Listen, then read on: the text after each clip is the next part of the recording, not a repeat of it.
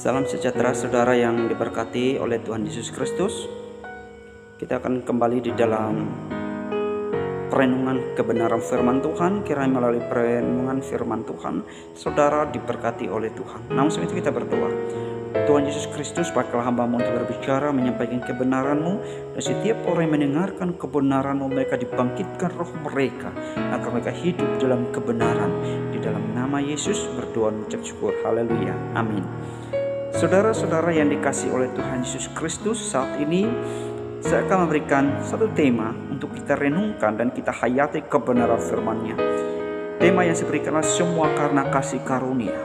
Semua orang pasti memahami tentang inti daripada kasih karunia itu sendiri. Kasih karunia Tuhan yang terjadi dalam setiap kehidupan ini. Apapun yang kita jalani, segala sesuatu yang terjadi dalam dunia ini telah ditetapkan oleh Tuhan menurut kasih karunia Tuhan sendiri.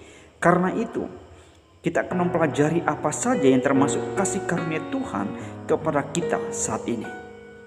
Hal yang pertama yang merupakan wujud dari kasih karunia Tuhan Yesus kepada kita adalah pengampunan dosa. Saudara dikasih Tuhan bahwa manusia telah berbuat dosa dan telah kehilangan kemuliaan Allah. Seharusnya manusia dapat dibinasakan.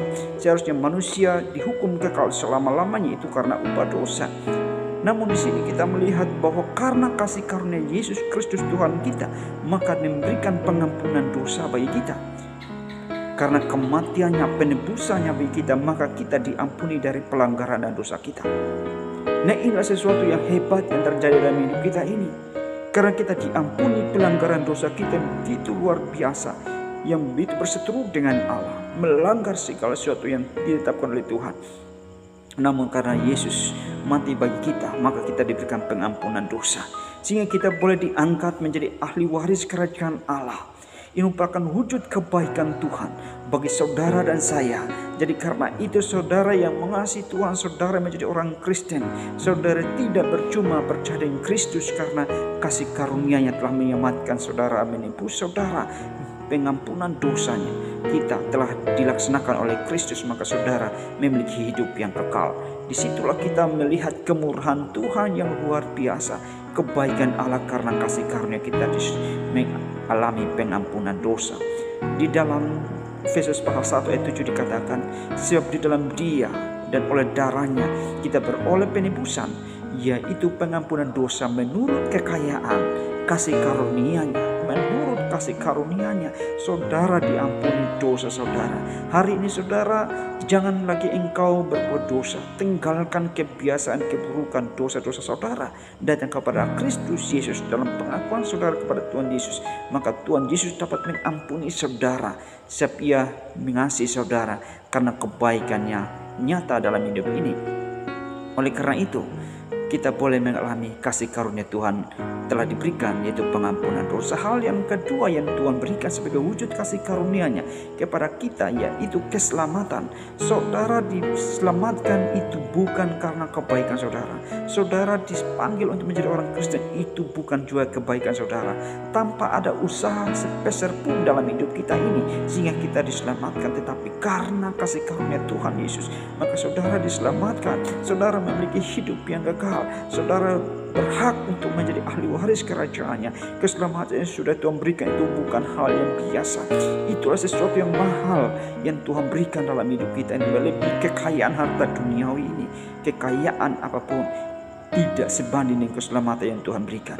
Keselamatan sudah Tuhan berikan bagi kita karena kasih karunia-Nya. Ia selamatkan kita bukan karena kita baik, tapi itu semata-mata pemberian Tuhan dalam hidup kita sehingga saudara dapat diselamatkan. Saudara jangan menyangkal iman saudara, tapi saudara tetap percaya kepada Yesus Kristus sampai kapanpun. Jangan saudara menyangkal Dia, sebab Dia sudah memberikan keselamatan. Karena itu kerjakanlah keselamatan saudara, hidup dalam kebenaran-Nya, hidup dalam ketaatan kepada kebenaran firman Tuhan. Saudara sudah diselamatkan. Di dalam Efesus pasal 2 ayat 8 dikatakan, sebab karena kasih karunia kamu diselamatkan oleh iman, itu bukan hasil usahamu, tetapi pemberian Allah. Hal yang ketiga, apa saja yang dikatakan bagi kita bahwa karena kasih karunia Tuhan itu juga pada manusia. Hal yang ketiga adalah pembenaran. Saudara dibenarkan oleh Tuhan Yesus bukan karena kita sudah menjadi pribadi yang hebat, tapi kita dibenarkan karena kasih karunia dengan cuma-cuma karena penebusan Kristus bagi kita. Sehingga demikian kita dibenarkan, kita menjadi anak-anak Allah, dan kita boleh hidup dalam kekudusannya karena pembenaran yang diberikan oleh Tuhan Yesus. Itu kasih karunia Tuhan dalam hidup kita, sehingga kita dapat berarti gunakan hidup saudara lebih baik. Gunakan kesempatan yang ada untuk hidup dalam kekudusan, sebab tanpa kekudusan seorang pun tidak akan melihat Allah. Karena itu saudara harus hidup dalam kekudusan, dalam ketaatan, dalam hidup keteraturan dalam hidup saudara, yaitu untuk hidup dalam kebenaran. Hiduplah sesuai dengan apa yang sudah Tuhan nyatakan dalam kebenaran firman yang dalam Alkitab, sehingga saudara tidak hidup secara egois sesuai dengan keinginan saudara, tapi saudara harus hidup menurut pimpinan Roh Kudus yang memimpin saudara, yang menyegarkan saudara. Di dalam Roma pasal 3:24 dikatakan, dan oleh karena kasih karunia telah dibenarkan dengan cuma-cuma karena penebusan dalam Kristus Yesus. Karena melalui kematian Kristus penebusannya, maka saudara dibenarkan. Saudara berhak dan layak untuk masuk di hadirat Tuhan. Dan hal yang keempat, yang dimana kasih karunia Tuhan Yesus tunjukkan kepada kita, ada di dalamnya yang keempat adalah penghiburan dan pengharapan. Jadi di sini Yesus memberikan penghiburan karena Ia mengasihi kita, maka menganugerahkan penghiburan yang dahsyat bagi kita. Sehingga ketika saudara dalam kelemahan, saudara dalam permasalahan, kesulitan apapun yang terjadi, Kristus memberikan penghiburan bagi saudara melalui Roh Kudus yang diutus dalam dunia, sehingga Roh Kudus berperan untuk menuntun, memberikan penghiburan yang sejati bagi saudara, supaya saudara tidak berada di dilema terus, tetapi saudara dihibur, dimampukan, sehingga saudara memiliki pengharapan bahwa Tuhan Yesus tidak membiarkan saudara tergeletak. Tetapi dalam semua yang saudara alami, suatu proses pembelajaran, suatu didikan Allah yang luar biasa dalam hidup ini, sehingga sampai kita melihat kebaikan Tuhan, anugerah Allah yang begitu besar, baru kita dapat berkata segala sesuatu indah pada waktunya. Itu cara Allah dalam setiap kehidupan kita, memberikan penghiburan dalam kehidupan kita, memberikan pengharapan bagi kita, sehingga kita memiliki pengharapan dalam Tuhan Yesus. Itu karena kasih karunia Tuhan. Di dalam hal ini kita boleh dapat bersyukur karena kebaikan dan karena kasih karunia-Nya yang sungguh ajaib dalam hidup kita ini.